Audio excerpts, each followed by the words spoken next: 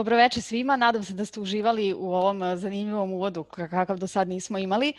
Dobrodošli na drugi u nizu 3 Zoom webinara na kojima vas polako upoznajemo sa novim Master 4.0 programima koji kreću na državnim fakultetima od ove godine u Kragujevcu, od naredne u Beogradu, a tiču se najviše gaminga i spajaju po prvi put umetnost i tehnologiju. Prvi Zoom webinar je održan pre 2 dana u utorak. Na njemu je gostovao Adrian Đura iz kompanije Ubisoft. Razgovarali smo na temu game dizajna, kako se zapošljamo u gaming industriji. Ako je to takođe nešto što vas zanima, propustili ste, možete pogledati na YouTube kanalu inicijative Digitalna Srbija. Ova 3 Zoom webinara nastala su u zajedničkoj organizaciji nekoliko partnerskih organizacija i asocijacija, a to su inicijativa Digitalna Srbija, SGA, odnosno Serbian Games Association, Naučno-tehnološki park Čačak, Naučno-tehnološki park Niš, Startup centar Čačak, Startup centar Niš i Startup centar Kragujevac. Ja sam Kristina iz malo pre pomenute SGA, odnosno Srpske asocijacije industrije videoigara, i zajedno sa mnom na današnjem i još jednom webinaru koji vas očekuje narednog utorka polako ćemo, kao što sam spomenula, vas upoznati sa ovim novim programima, od tehničkih informacija kako da se upišete do konkretne priče o predmetima i temama koje će se tamo izučavati.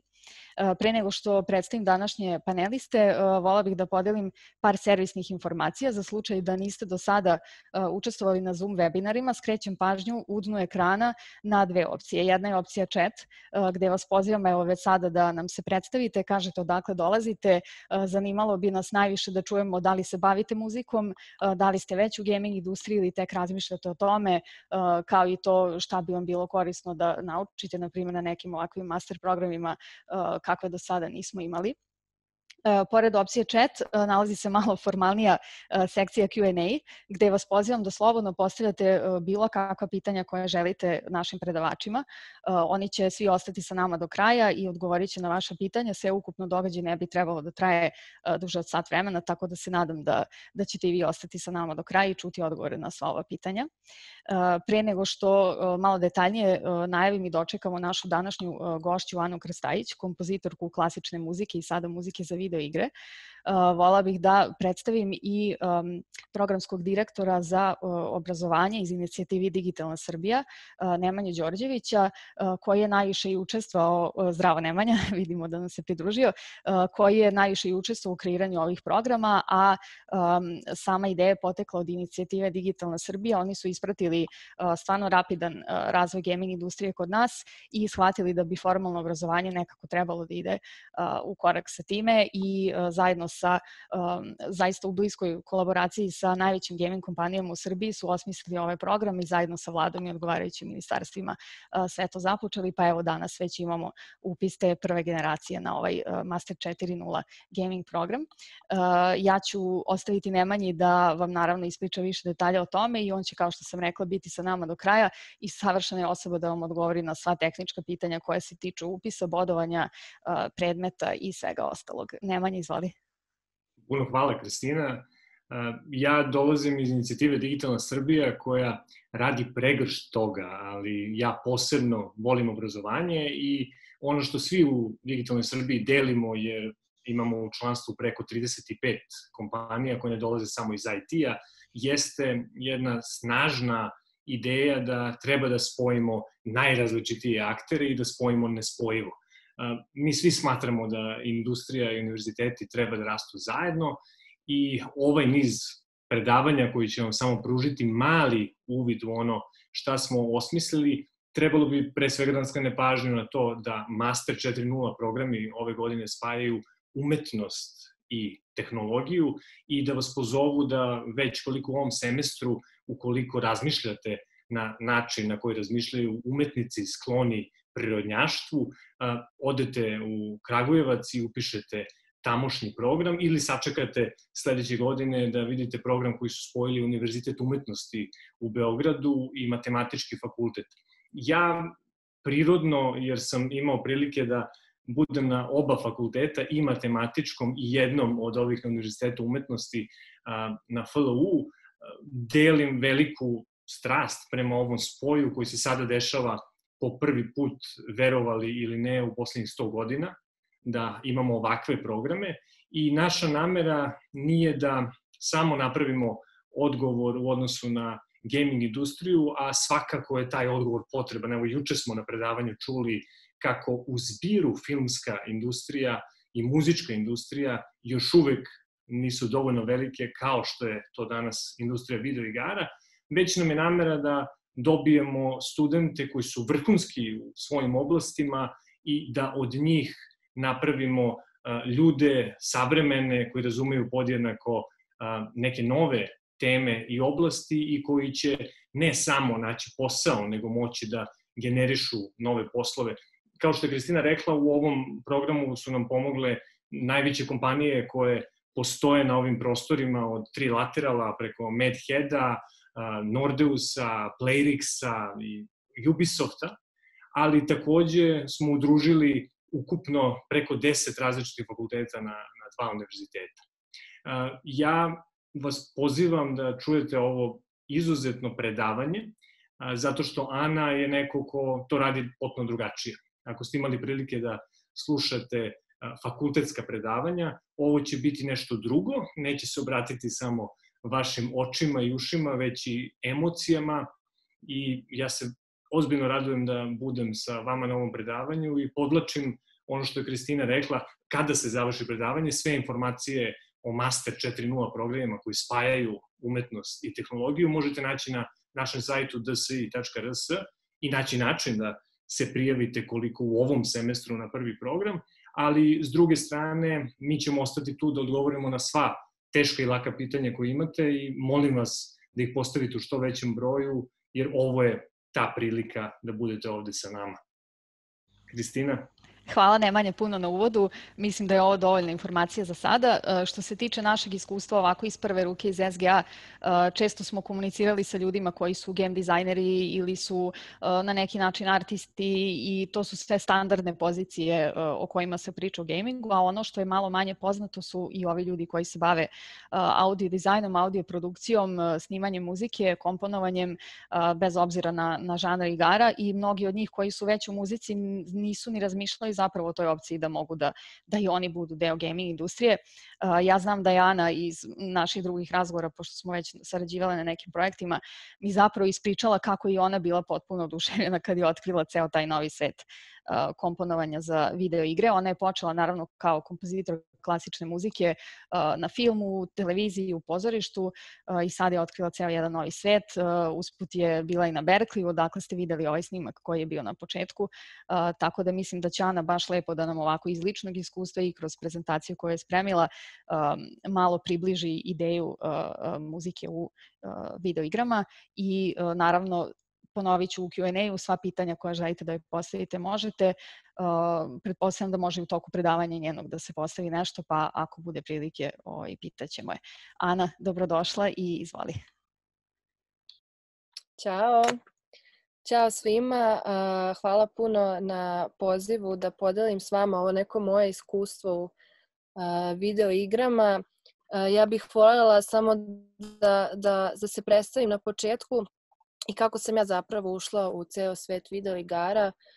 Studirala sam na Akademiji muzičkoj u Beogradu kompoziciju i savremenu klasiku i moram da priznam da uopšte pojma nisam imala kakva muzika se pravi za video igre dok nisam otišla da studiram na Berkleyu master i tada sam se upoznala sa fantastičnim svetom video igara i zapravo shvatila da je ona muzika koja mene najviše privleči, a to je orkestarska, simfonijska muzika, zapravo je jako popularna u svetu video igara, a gotovo da je nestala u svim drugim poljima primenjene muzike.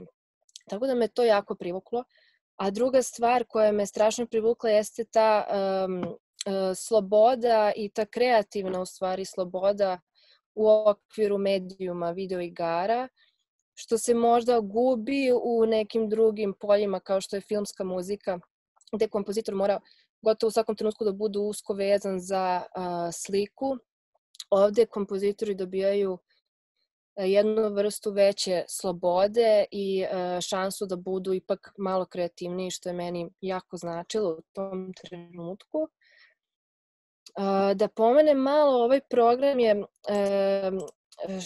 prosto fantastičan zato što će biti rada, imat ćemo predmete nalik razvoj muzike u videoigarama, analiza muzike, tehnologija u komponovanju muzike, tehnike komponovanja muzike za videoigre i dramaturgija samih videoigara i dramaturgija muzike. Sada ja bih vama malo uvela celo ovo predavanje kroz priču o razvoju muzike u videoigrama u poslednjih 40 godina. Sada ću da podelim ekran da vidite prezentaciju.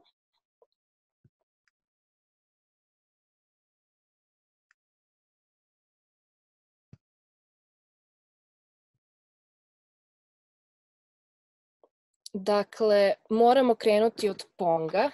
To je zapravo najranija, jedna od prvih igara sa zvukom koja je nastala 72. godine i pre pojave videoigara sa zvukom kompanije su zapravo pravile arkadne mašine kao što su pinball mašine, muzičke mašine, mašine za kockanje, slot mašine i tada smo prvi put imali zvukove integrisane u ove igre, a to su bili jednostavni zvuci tipa zvuci zvona i tako dalje i onda su njih kasnije zamenile computer-based igre tokom 70-ih. Pong, ko zna, ko ne zna, ovo je prva igra sa zvukom.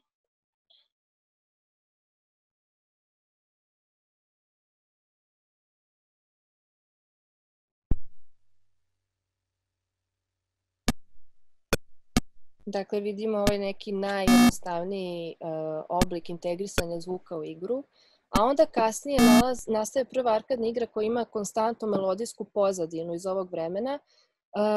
Tada nastaje i Pac-Man i Rally X i ovo je jako bitno zato što je tada jako teško bilo programirati muziku, pa je većina kompozitora ovog doba morala znati samo programiranje kompjutera.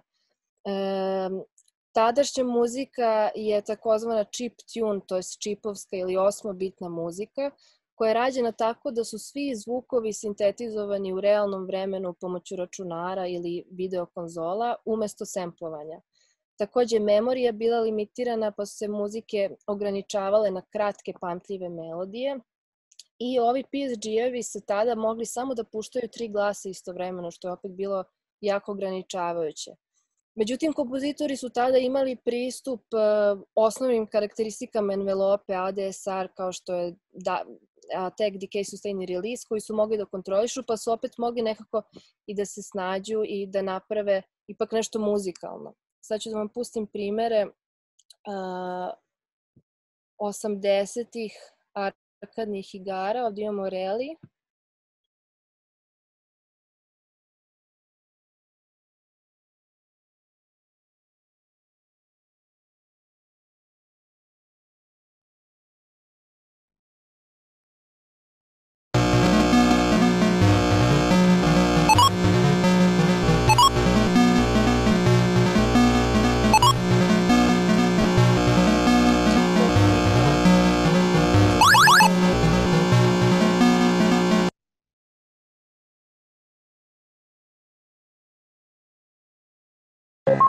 I šta se zapravo tad dešavalo? Oni su koristili te najjednostavnije, ali pamtljive jako melodije i toliko su mogli da iskoriste svoju kreativnost u tom domenu sa svim ovim ograničenjima.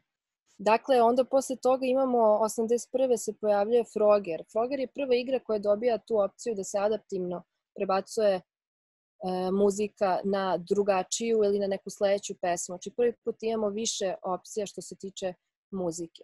A 84. se uvode FM sounds ili frekvencijski modulisani signal generatori koji menjaju PSGs u tom trenutku i tada muzika zapravo postaje na neki način malo sofisticiranija i proizvođači arcade gamesa kao što su Namco, Sega i Atari, a i kompozitori su počeli da se fokusiraju na razvoj i progresiju melodije prvi put. Hiroshi je tada bio najpopularniji kompozitor. Imamo primjer ovdje iz Marble Madnessa, sofisticiranije muzike za to vreme.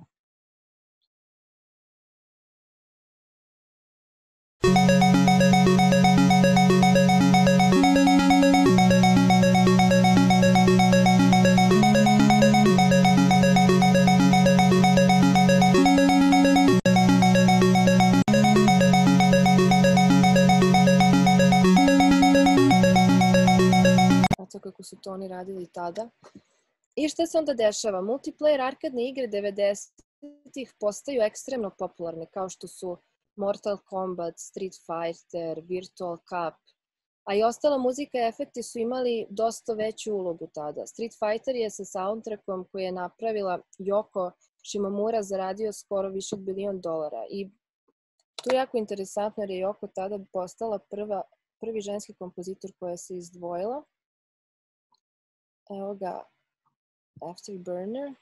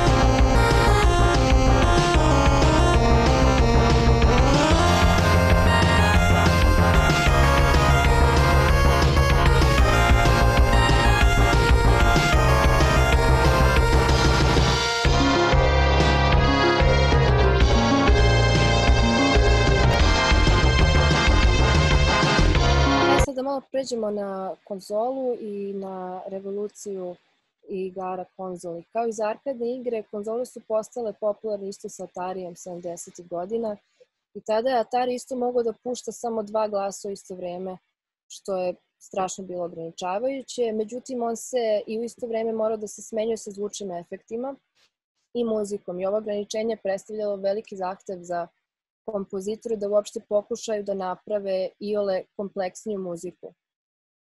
A u isto vreme Atari je mogao samo neke frekvencije da pušta, pa i nisu sve note mogle da se čuju. Tako da u arkadnim igrama kompozitori i sound dizajneri su više bili programeri tog novog perioda. A kako je tehnologija napredovala, povećavao se i broj glasova koji mogao se pušta u igrama i tokom 80-ih nastaju legendarni Super Mario Bros. I Zelda i Koji Kondo, koji je strašno postao popularan u tom trenutku.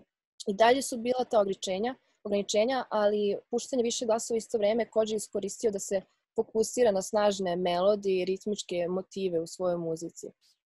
Ova ograničenja da zvučni efekti moraju da se puštaju u isto vreme kada i muzika se čuju u ovim primerima koje ću da vam pustim sada i možete čuti kako se određeni elementi muzike u tom trenutku isključuju kada nastupaju zvučni efekti ili različiti stingeri u igri.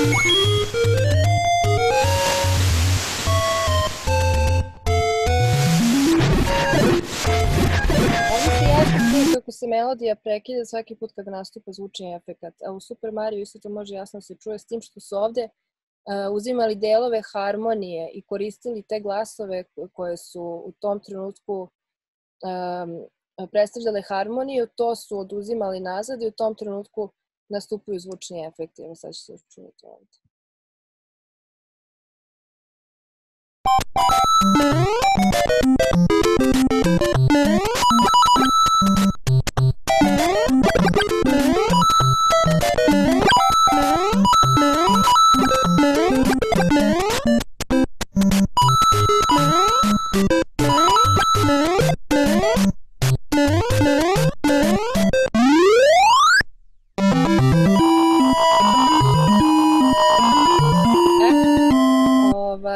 Isto u tom periodu imamo i kompozitora Nobuo Uematsu, koji je strašno bio popularan tokom ovog perioda, toliko da su ga prozvali John Williamson muzike iz video igara.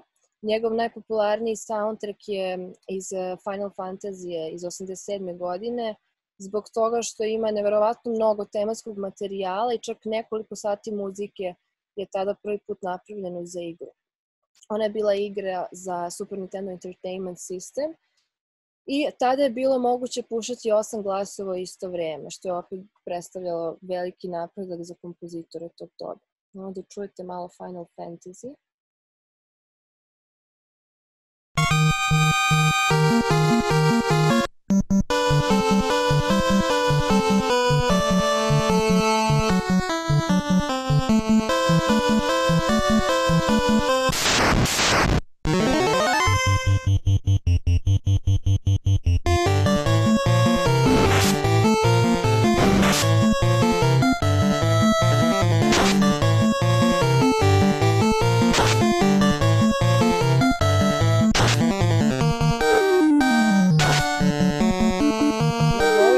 Svaki deo igre pisao novi tematski materijal, što je bilo prosto fantastično za to vreme.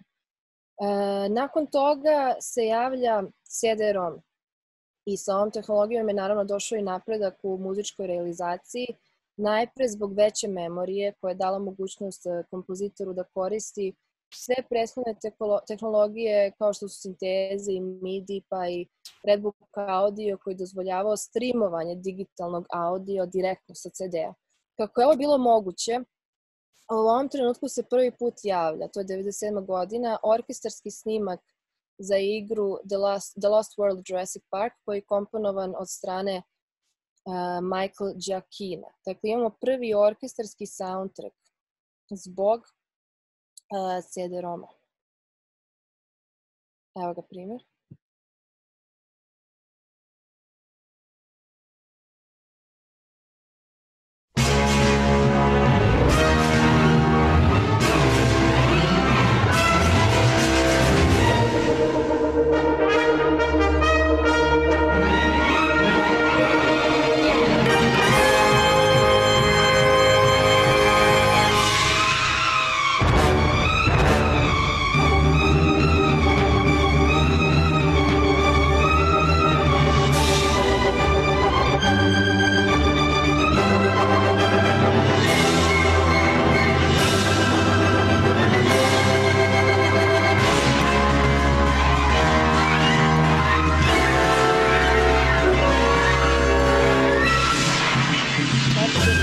Inače, jako poznat filmski kompozitor, ko nije slušao njegovu muziku, preporučujem, fenomenalno. I ajmo da se prebacimo još i na PC gaming. Šta se dešava? PC gaming sa uvođenjem Amiga 87. godine, tada postoji popularni mod fajlovi. Mod fajlovi su fajlovi koji su držali u sebi set instrumenta u formi samplova.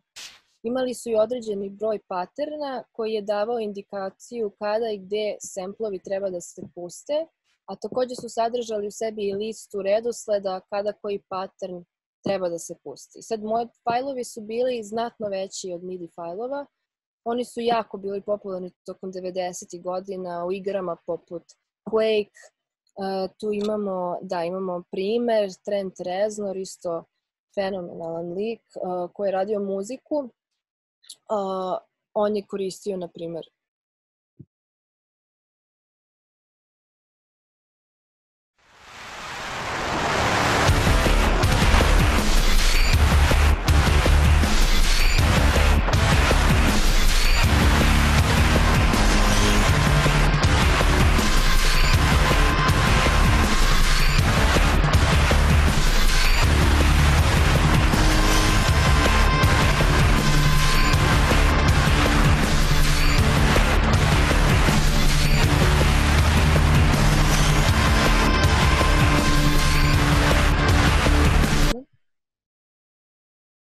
mod fajlove i nakon toga je došlo do proizvodnje zvučnih karata i MIDI-a. Tokom 80-ih zvučne karte su postale popularne i one su dozvoljavale MIDI playback koristeći General MIDI Instrument Set. I prva igra koja je postala popularna u žanru first person shooter je bila Doom i kompozitor Bobby je pisao soundtrack koji je potpuno MIDI-based. Imamo ovde primer.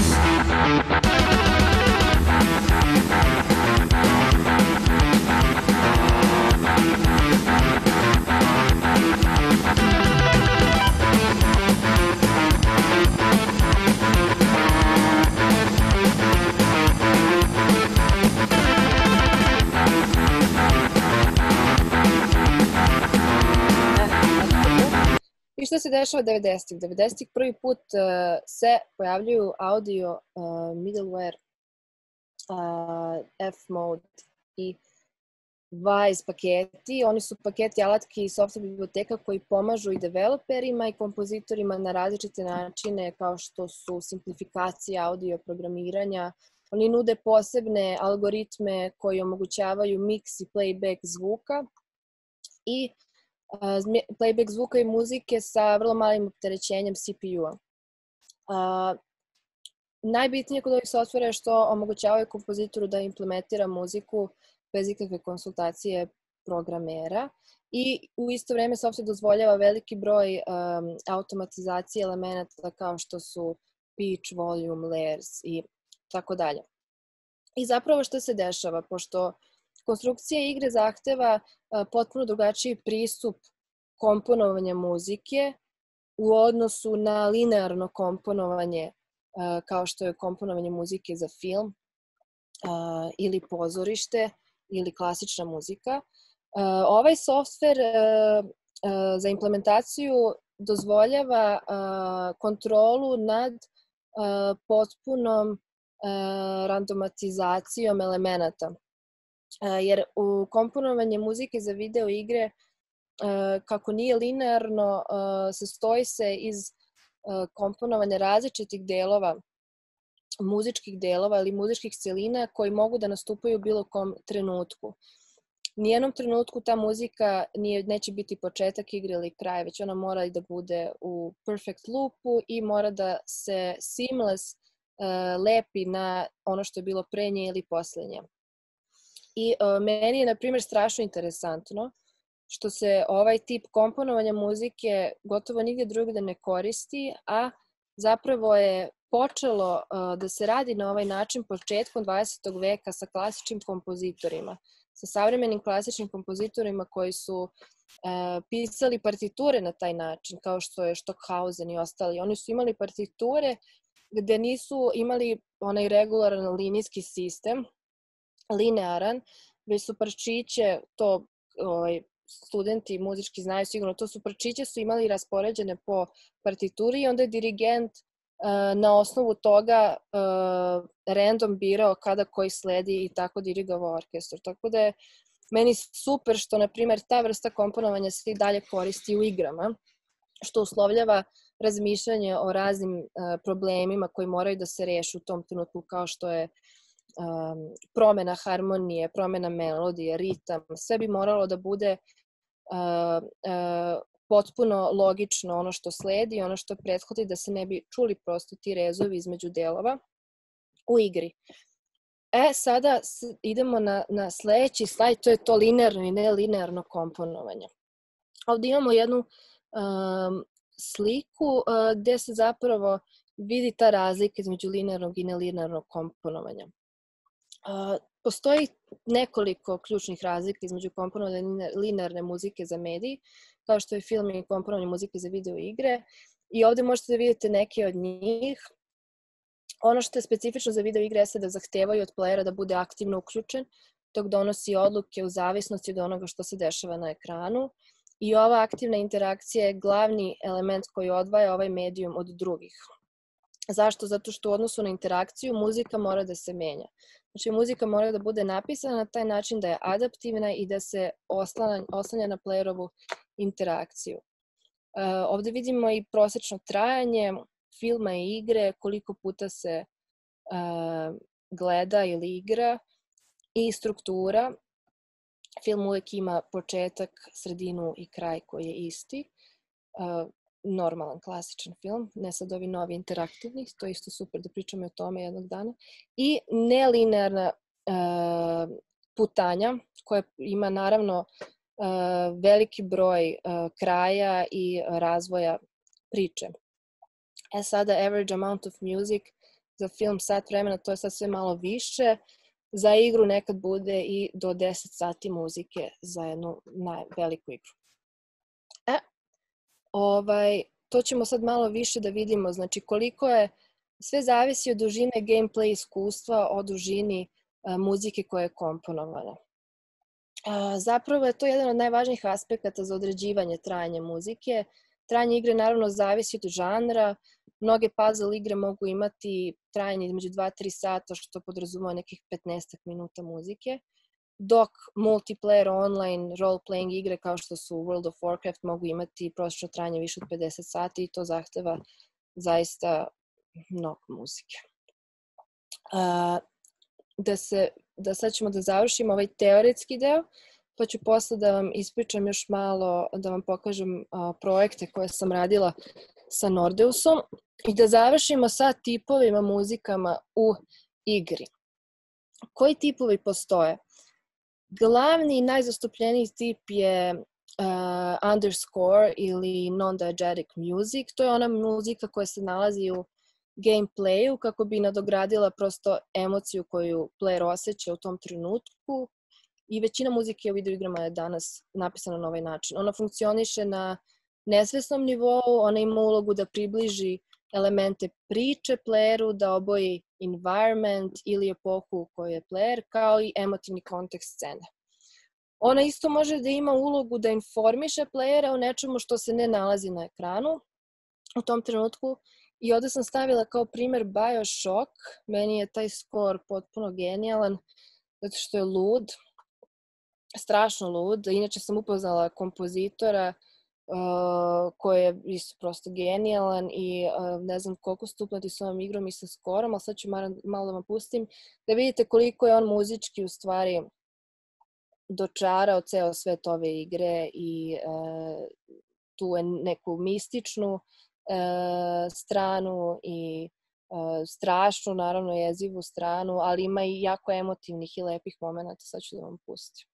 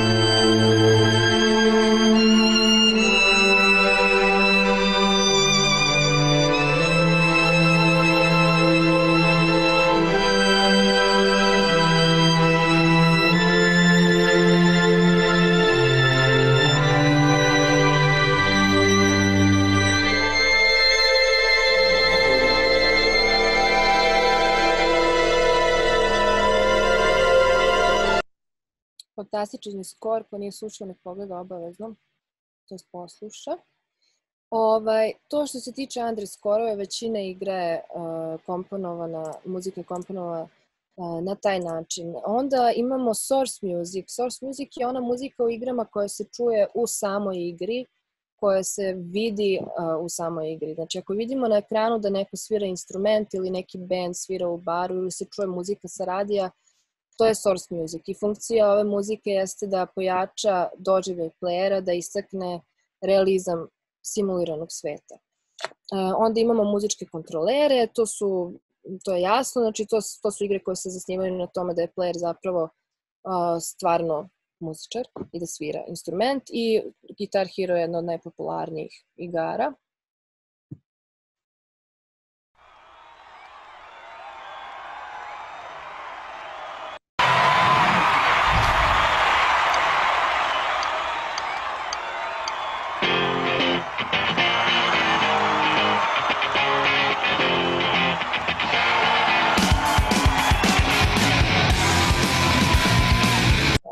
Epic. I imamo rhythm action muzike koje su, to je kategorija muzike u igrama kada player mora da zapravo deluje i reaguje na konkretno elemente muzike kao što su ritam ili melodija i tako dalje. Slično kao muzički kontroler, s tim što je ovde glavni pokretač interaktiva zapravo sama muzika, i tu su igre tipa Dance Revolution, kada mi zaista igramo uz muziku i moramo pratiti određen ritam i tako dalje. I poslednji tip muzike koji možemo da nađemo u igrama je zapravo Player Customized Music. To je jedna od opcija kada player ima da importuje svoju muziku u igru. I zapravo je originalni Xbox 360 izbacio mandat da svaka igra mora da ima tu opciju da može se isključi originalna muzika igre kako bi se ubacila muzika koju player želi da sluša u tom trenutku. Tako da vam je ovo neki jako brz i prelet preko razvoja muzike kroz istoriju. Čisto da se malo upoznate kako je sve to napredovalo od 70-ih pa do danas i kojih tipovi postoje. I ja bih sad malo da vam pokažem projekat gdje su zapravo samo podmiksi. Ovo što ste gledali na početku, taj snimak iz Londona što sam radila za trailer Heroika i neki primjeri za samu igru koju smo radili u januaru ove godine u Devotion studiju. Evo malo ću da vam pustim kako je to zvuči bez muzike, samo sa zvučnim efektima. Ono što sam ja dobila u tom trenutku.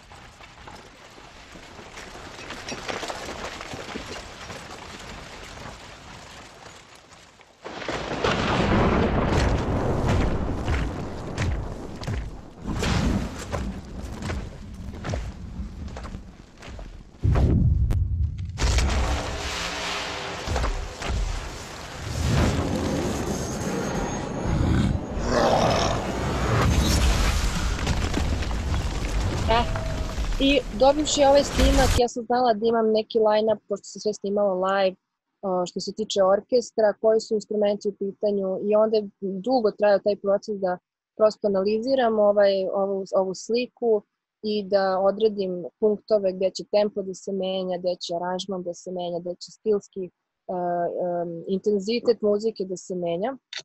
I mogu da vam pustim samo malo početak u sliku da vidite kako to izgleda sa muzikom.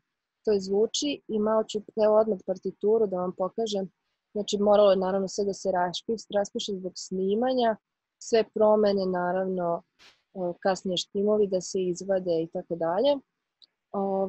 To je partitura i evo da čujete malo sa muzikom.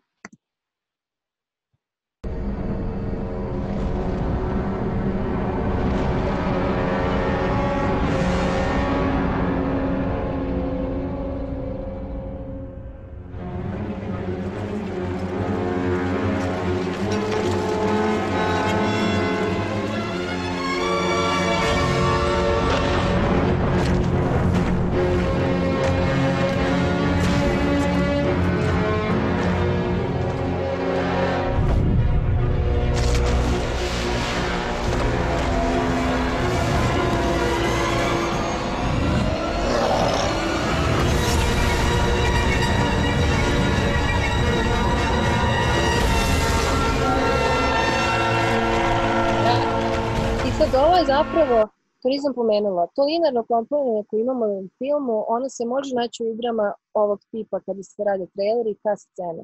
Jedino u tom momentu pravimo linearno komponovanje, to je linearnu kompoziciju. A inače se uglavnom pišu delovi, to je delovi, neki chunks koji mogu da konstruišu jednu temu, ali je bitno da su postavljeni u layerima, da mogu da se razbiju na različite slojeve zbog rasta tenzije i tako dalje. I sad u pravoj igri, u gameplayu, ovdje ću da vam pustim jedan primer vezan za heroja Rula, to je ovaj strašan na početku, gde sam pravila muziku koja se sastoji iz dela A, transition i dela B. I sad ovo su stemovi koji su pre miksa suvi potpuno. Da čujete kako to zvuči i u full aranžmanu kad su svi layeri uključeni.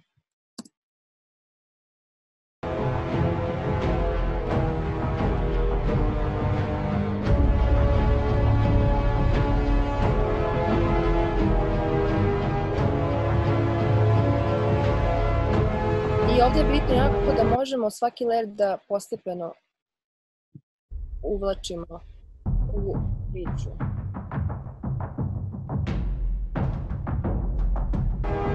Gornji.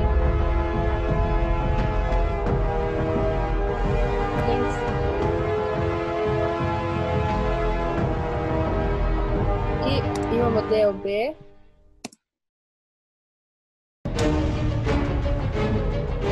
Koji predstavlja veći sužet.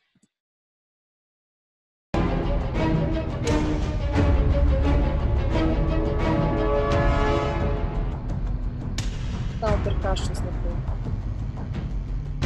Dakle, ovo je sve pred mix, ovo su suvi stemovi i evo da vidite kako zvuči to sve kad se miksa i kad se uvodi layer po layer.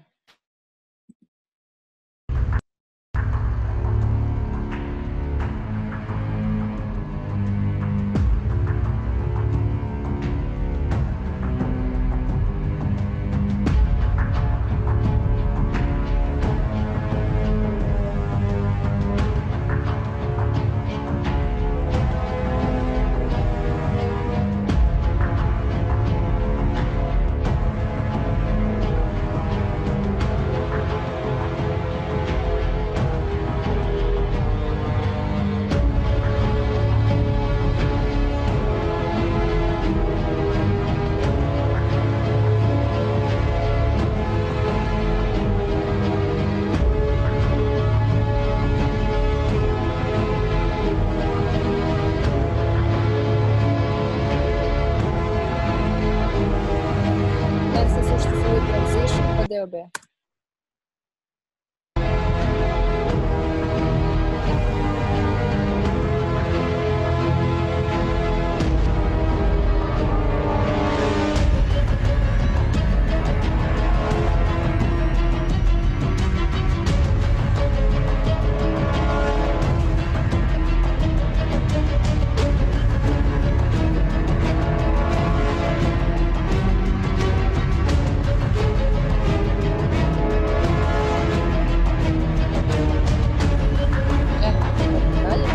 Samo za kraj da vam pustim da imate neku sliku o tome šta je sve bilo potrebno da se uradi za ovu igru.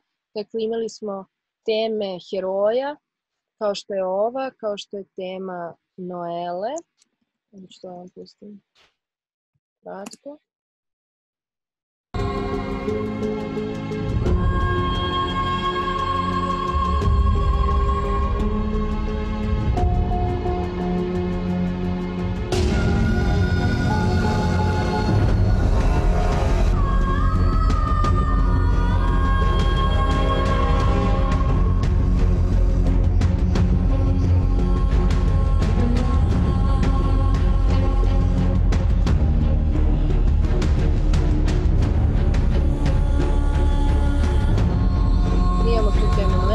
Za meni delove.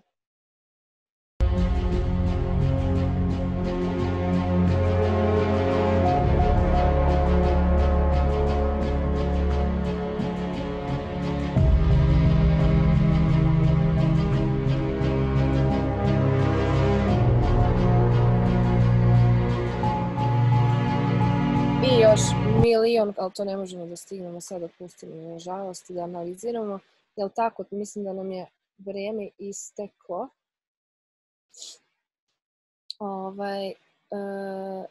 Tako da u suštini to je to. Ova prilika jedinstvena koju sam imala da snimam sa orkestrom u Londonu je stvarno jedinstvena. Ja se nadam da će to se uskoro desi opet. Ali je to neki krajnji rezultat, ta mogućnost da imate zaista šansu da snimate sa simfonijskim orkestrom, da raspišete note, da dirigujete, da snimate s vrhunskim muzičarima, jer se tako zapravo radi i danas u AAA igrama. Sve se snima, što je fenomenalno, jer to sam već pomenula, strašno je značajno da orkestar i dalje ima posla i to je samo zbog video igara. To je potpuno nerealno, ali tako je i predivno je zbog toga. Tako da suštinski mislim da je super da znate da možete doći u tu situaciju da zaista dirigujete orkestrom i da slušate svoju muziku koju izvode najbolji muzičari na svetu, da je to neki krajnji, da je to nagrada u stvari za sav trud koji radite, koji uložite na igri. Eto.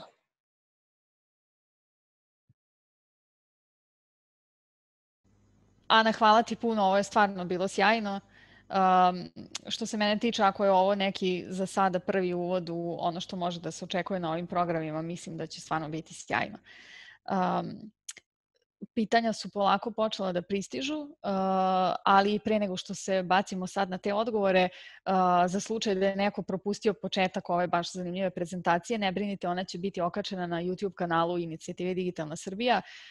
Mogu zamoliti tehničku podršku da nam pusti ovde, na primjer u chatu sada link do tog YouTube-a, da ništa ne propustite, pa će ovaj snimak biti zajedno sa snimkom prethodnog Zoom webinara koji je bio pre 2 dana sa Adrianom Đurom iz Ubisofta na temu generalno ulaska u gaming industriju, a tamo će se kasnije naći i naredno predavanje koje se održava u utorak, takođe na Zoomu, na istom ovom linku, gde ćemo se družiti sa Bobanom Stojanovićem, profesorom koji će predavati na predmetu 3D računarska grafika, a tema njegove prezentacije utorak će biti matematika i fizika u videoigrama.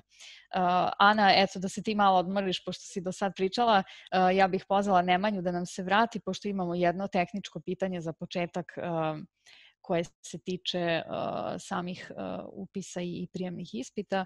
Ako je Nemanja tu kamerom, ja ću rado pročitati pitanje. Na kom fakultetu će biti prijemni ispiti, pita Matija, ali videla sam da je tu bilo i još jedno pitanje na koje smo ukratko odgovorili tekstualno, da li se za upis polaže prijemni, koji su preduslovi, tako da eto imamo dosta pitanja oko tog samog prijemnog. Dobro, dakle, potrebno je da biste upisali master studije da imate završene osnovne akademske studije.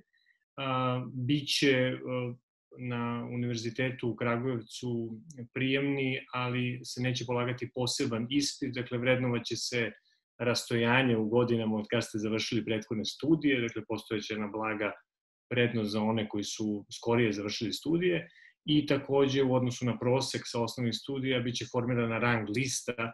Svaki od ovih programa imaće 35 mesta, od toga su 15 budžetskih, 10 stipendija će donirati Inicijativa Digitalna Srbija, koje, i to želim da podvučem, su apsolutno neobavezujuće za studente u smislu kasnijeg zapošljavanja ili prakse, ali opet svaki program će imati prakse u trajanju bar od 2 meseca.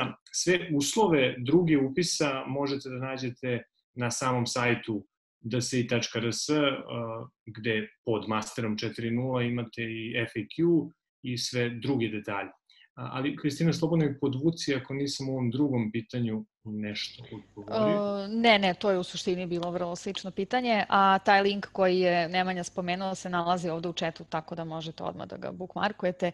A neko je u Q&A-u pitao i kako može direktno Ana da se kontaktira. Pa dok ona ne odgovori na to pitanje, ja bih samo se ubacila da ću vam pustiti u chatu i invite link za SGA Discord zajednicu, gde sada već ima oko 700 profesionalaca iz gaming industrije koji svakodnevno tamo komuniciraju na različite teme, tako da tamo možete uvek da se javite direktno meni ako budete imali neko follow-up pitanje oko bilo čega, a preko tog Discorda možemo da vas povežemo i sa Anom, pretpostavljam, i sa svim drugim ljudima tamo koji su vaše buduće kolege. Nadam se, imamo poseban kanal i za audio stvari koje se tiču gaminga. Ana, ili imaš ti neko uputstvo kako da te direktno dobiju ljudi? Pa najbolje je preko Facebooka, mislim da je to meni nekako najpraktičnije. Eto, tako to da smo slobodno onda koga hoće saznali. nek se javi. Super. Ajde da pređemo i na pitanja, čisto da bismo koliko toliko ostali u okviru, mada ne mislim da smeta ako malo probijemo termin. Prvo pitanje stiglo od Dušana, kako pristupaš orkestraciji za programsku muziku poput ove za video igre? Pa da, zavisnosti sada, ovo je bilo specifičan sad moment sa ovim snimanjem jer smo imali zadati orkestar, imali smo zadati line-up i nismo mogli od toga da odstupamo. Ali inače, to je super pitanje zato što orkestracija zapravo može da reši dosta stvari što se tiče muzičkog izraza, jer sama boja instrumenta može da bolje plasira muziku u određeni environment koju igra traži. Sad, ako mi nije ništa zadato u tom smislu da imam orkestar na raspolaganju ili ako znam da baratam samo sa midijem i sa samplovima, nekako uvek me odvede na različite strane u zavisnosti šta igra traži u tom trenutku. To može da bude i kombinacija klasičnih orkestarskih instrumenata sa synthesizerima, nekad sa tradicionalnim instrumenata različitih zemalja. Sve zavisi od igre i koju muziku ona zapravo traži. Ali je bitno da se zna da za svakakva snimanja sa muzičarima je bitno da se poznaje i notografija i zapisivanje, jer to prosto mnogi mladi muzičari danas zaborave da su te neke osnovne stvari strašno bitne i za komponovanje primenjene muzike. Tako da je uvek prednost ako znate, ako ste upoznati sa nekom klasičnom muzičkom teorijom, harmonijom i notografijom, a onda ako imate tu neku podlogu i onda prelazite na kompjuter i na samplove i virtualne instrumente, bit će vam mnogo lakše posle da sve to uklopite. Tako da sve zavisi što se tiče orkestracije, zavisi koji je projekat u pitanju. Hvala ti. A od Aleksandra imamo nekoliko pitanja, pa ajdemo redom. U kom programu komponuješ muziku? Radim u Cubase-u, ovde na laptopu mi je stara verzija, ali inače sam u Cubase-u 10 sad trenutno na PC-u i u njemu sam već 2 godine i najbolji mi je na svetu od svih. Sad će mnogi da se bune, ono koji su navikli neke druge, ali ne znam, meni baš mi paše u sve i miksam u njemu, tako da sam u Cubase-u, da. Super. I kada se to sve završi, ko implementira muziku u igru? Da li se to radi preko Unity ili nekog programa? Da li kompozitor mora to da zna da radi ili je to deo, odnosno zadatak nekog drugog člana tima? Pa sad zavisi isto od veličine igre. Ukoliko je mala indie igra, uglavnom se ostavlja kompozitoru da implementira preko programa koje sam, ja mislim, i pomenula u ovom prvom delu prezentacija. To su WWise i F-Mode. I jako je značajno da kompozitor i sam može to da radi, zato što pre svega naravno može da dobije i više angažovanja. A i mnogo je bolje da kompozitor i sam ima kontrolu nad implementacijom i zato je bitno poznavati ove softvere koji su jako interesantni za korištenje, zato što dobijate milion različitih opcija za kontrolu muzike, za raspored, za trajanje, za lerovanje i samo može da vam pomogne poznavanje ovog softvera, a ne da odmogne. Tako da su Wise i F-Mode sad, zapravo Wise je malo više onako popularniji, ali kompozitor uglavnom to radi ili audio direktor, zavisnosti kolika je kompanija. Jasno. I od Aleksandra još posljednje pitanje u ovom sklopu. Kako se sinhronizuješ sa dešavanjima u igri? Pretpostavljam da se to odnosi na ovaj interaktivni deo komponovanja. Pa da, sad sve isto zavisi od toga kolika je igra. Recimo za Heroic mi smo znali otprilike trajanje gameplaya u jednom modu u odnosu na drugi. To je koliko jedan intenzitet traje do momenta kada se prelazi na drugi. I u odnosu na ta trajanja muzički imamo te čankove ili delove koji su sinhronizovani u te modove implementacijom koji se triggeruju za sledeći ili level ili sledeći nivo intenziteta. I sad za Heroic smo imali recimo po heroju 2 do 3 minuta muzike, od kojih je minut bio jedan nivo, drugi minut drugi nivo i između taj transition koji traju ili par sekundi ili malo jače 10-15 sekundi. Tako da to sve zavisi od veličine igre i u zavisnosti od dogovora sa developerima, ali uglavnom se prave čankovi između minut do 2 minuta muzike koji mogu da se lupuju i da traju koliko je potrebno. I onda to zavisi od veličine, da li je minut, da li je 2 minuta, možda nekad i duže, ali je i strašno bitno da se svaki čank sastoji iz lejera koji opet uvođenjem mogu da traju dosta duže, tako da od vaših 2 minuta muzike vi možete u Vice-u da napravite 10 minuta muzike, što je isto fantastično. Jasno, jedno manje tehničko pitanje u samoj industriji da velike muzičke produkcijske kompanije poput X-Ray Dog i Two Steps from Hell se polako prebacuju sa filmske na gaming muziku. Da li to ugrožava gaming kompozitore? Mada si se već dotakla toga i rekla da je zapravo obrnuta situacija. Pa da, to traje već godinama. Mislim, ima tih librarija koji to rade stvarno već jako dugo i dalje kompanije zovu pojedinačno kompozitore. Zašto? Zato što se uvek dobije to nešto specifično. Svaki kompozitor ima zaista neki svoj unique glas i nešto posebno što radi, što je mnogo kvalitetnije od biblioteka ili od tih većih studija, tako da ne verujem da ugrožava, jer to traje već godinama. Tako da mislim da će uvek biti posla za kompozitore kao što ih ima danas, čak sve više i više u odnosu na filmsku industriju i na TV i na ostale grane primenjene muzike. Hvala. I od Mati imamo još jedno pitanje. Da li se mora voditi računa i na koji način o sound design aspektu i u kom odnosu je on sa ostatkom muzike? Naravno, super je da je kompozitor u kontaktu zapravo sa sound dizajnerom, ali što se ovih stvari, što se video igara tiče, mislim da je manja tu briga u odnosu na film, zato što je muzika napravljena na taj način da predstavlja jedan environment ili jedno stanje i jednu emociju i mnogo je manje tu klanje u odnosu na film gde se linearno radi i tačno se zna u kom trenutku je eksplozija, recimo u kom trenutku je nešto što strašno mora da se naglasi. A komponujući ovako, na ovaj način, to jest nelinearno, se ostavlja i prostor za zvučne efekte, tako da su u manjem sukobu. I to se i naravno i miksom rešava, to su sad već neke druge stvari. Što se tiče tačno komponovanja, dobro je biti u kontaktu i u saradnji sa dizajnerom zvučnim efektima, sa dizajnerom zvuka igre, ali mislim da je mnogo lakše da ne dođe do problema tu u odnosu na druge medije primenjene muzike. Hvala, Ana. Evo, ja sam u chatu pustila ovaj Discord invite koji sam spomenula, tako da možete tamo da nam se pridružite i da nastavite komunikaciju. Vidim da se ovde dosta ljudi predstavilo u chatu i da su zapravo već duboko zagazili i u muziku i u gaming muziku.